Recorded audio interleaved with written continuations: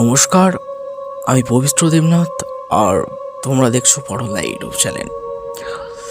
প্রথমে thank you so much সবাইকে জানাই আমার শ্রোতা বন্ধুদের। তোমরা দেখেছো পড়লা ইউটিউব চ্যানেলে তোমাদের ভালোবাসায় 2000 সাবস্ক্রাইবার কমপ্লিট হয়ে গেছে। সকলকে আবারও ধন্যবাদ, ভালোবাসা, অভিনন্দন জানাই। 2000 সাবস্ক্রাইব কমপ্লিট হওয়ার জন্য আজ আমি ভেবেছি তোমাদেরকে একটা অন্য রকমের টুইস্ট এই ঘটনাটা আমি নিয়ে আসবো। কি ঘটনা? একটা বন্ধ ঘর থেকে কান্নার আওয়াজ শোনার ঘটনা।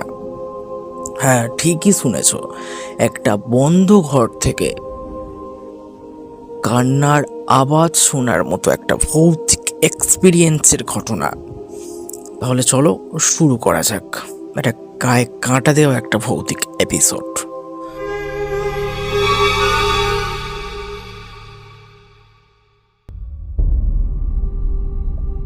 পশ্চিমবঙ্গের একটি ছোট্ট গ্রামে একটি পুরানো দুতলা বাড়ি ছিল।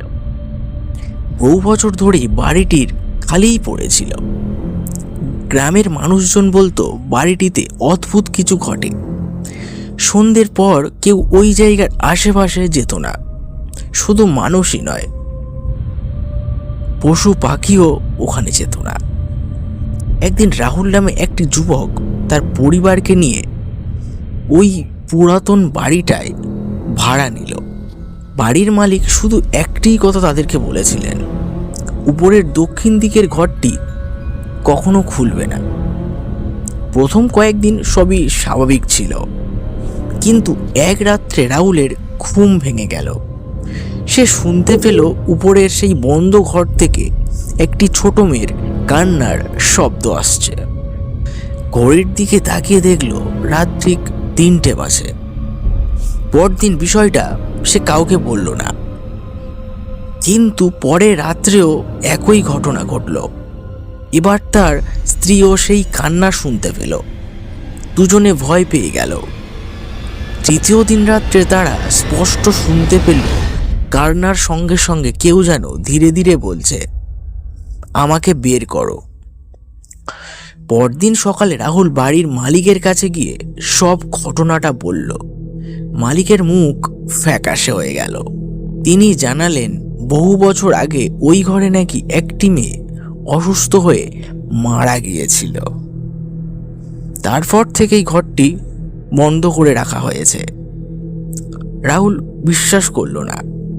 সে ঠিক করলো ঘরটি খুলবেই, অ্যান্ড ইমিডিয়েটলি।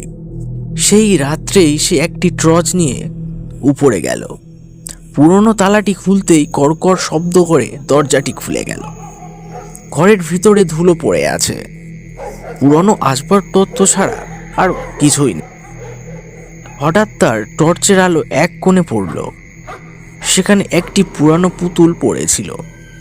পুতুলটির চোখ দুটি অদ্ভুতভাবে চকমক করছিল। রাহুল পুতুলটি হাতে তুলে নিতেই ঘরের দরজা প্রচণ্ড শব্দ করে বন্ধ হয়ে গেল। ঘরটি মুহূর্তে বরফের মতো ঠান্ডা হয়ে গেল।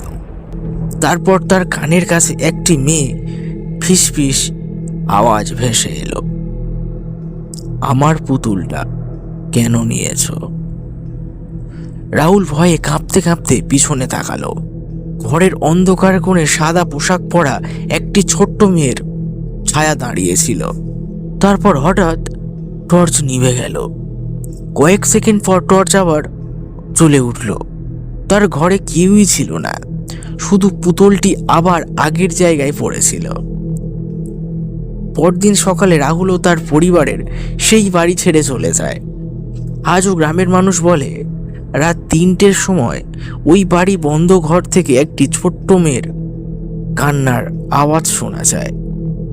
আর কেউ যদি সেই ঘরে ঢোকে তাহলে সে শুনতে পায়, আমার পুতুলটা ফেরত দাও।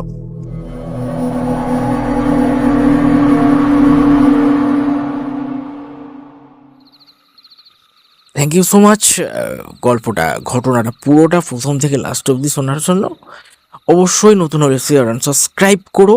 আর এরকম ঘটনা শুনতে হলে পড়লা ইউটিউব চ্যানেলটা শেয়ার অ্যান্ড সাবস্ক্রাইব করে পাশে থাকবে।